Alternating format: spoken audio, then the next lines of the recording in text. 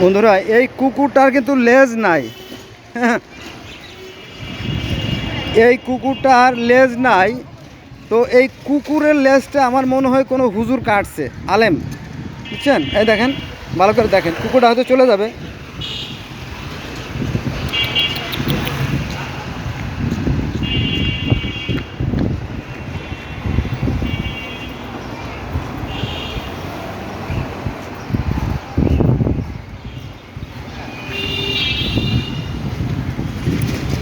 তো এই কুকুরটার কিন্তু লেজ নাই। এই লেজটা কেউ না কেউ কাটছে, হয়তো কোনো কবিরাজ, কোনো হেকিম, অথবা কোনো আলেম ওলামা, এদের মধ্যে কি কেউ একজন কাটছে। কেন কাটছে সেটার কারণ আমি বলতেছি। সেটা হচ্ছে যে আশরাফ আলী থানভী রহমতুল্লাহ আলাইহি, দেখ এই কুকুরটার কিন্তু লেজ আছে, দেখেন, এটা কিন্তু লেজ না, এটার কিন্তু লেজ আছে, এই যে এটারও লেজ আছে, এই দুটো লেজ আছে, কিন্তু এটা লেজ নাই, দেখেন, এই যে দেখছেন, এই লেজটা কাটা হয়েছে। যাক, আমি এই বিষয় নিয়ে আলোচনা করব। সেটা হচ্ছে আমাদের বাংলাদেশের একজন বিশিষ্ট বুজুর্গ আলেমে ওলামা, পীরে কামেল আলেমে হক্কানি শাইখুল হাদিস আল্লামা আল্লাহ মাওলানা থানভী রহমতুল্লাহ আলাইহি, তিনি একটা তাবিজের কিতাব লেখছেন।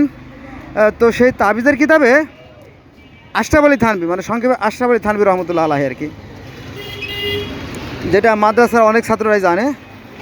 এই কুকুরটা আমার সামনে আবার আইছে। তো সেই আশরাফ আলী থানভী রহমতুল্লাহ আলাইহির যে তাবিজের কিতাব, সেই তাবিজের কিতাবে বলা হয়েছে যে একটা কুকুরের লেজ এক নিঃশ্বাসে, মানে নিঃশ্বাস বন্ধ করে কোপ দিতে হবে, বুঝছেন? নিঃশ্বাস বন্ধ করে কেটে ফেলতে হবে। আর যদি কুকুর আর কুকুরি, অর্থাৎ ডগ অ্যান্ড বিট, ডগ মানে কুকুর আর বিট মানে তো মাদি কুকুর, তো বগ অ্যান্ড বিট যখন সেক্স করে, যখন মিলিত অবস্থায় থাকে, ঠিক ওই মুহূর্তে কাটলে সবচেয়ে ভালো হয়। ওই মুহূর্তে কুকুরের লেজটা কাটতে হবে। কুকুরের লেজটা কেটে তারপরে মাটির তলে, শোয়া হাত মাটির তলে, এক হাত আর এক মুঠ, মানে শোয়া হাত মাটির তলে পুঁতে রাখতে হবে। আচ্ছা, কুকুরের লেজ পুঁতে রাখার পরে সেটা 40 দিন পর সেই যে কুকুরের যে লেজের হাড্ডি, ওটা তুলে আনতে হবে। তো অনেকগুলো গিঁট থাকে, ওই একটা গিঁটই যথেষ্ট। ওই একটা গিঁট যদি আপনি মাজায় বেঁধে আপনার স্ত্রীর সাথে সেক্স করেন, যতক্ষণ পর্যন্ত ওই তাবিজ আপনার মাজায় থাকবে, ততক্ষণ পর্যন্ত আপনার বীর্যপাত হবে না, বীর্যপাত হবেই না। আপনি যত সময় কুপাইলেন, মনে করেন যে আপনার স্ত্রীর সাথে 10 মিনিট, 20 মিনিট, 30 মিনিট, 1 ঘন্টা, আধা ঘন্টা, যখন আপনার স্ত্রী যখন ক্লান্ত হয়ে গেল, অর্থাৎ আপনার স্ত্রী যখন অজ্ঞান হয়ে গেল, সে যখন বলল যে আমি আর পারতেছি না, তুমি আমারে বাঁচাও, তখন আপনি আস্তে সেই যে তাবিজটা আছে না, ওটা খুলে ফেলবেন।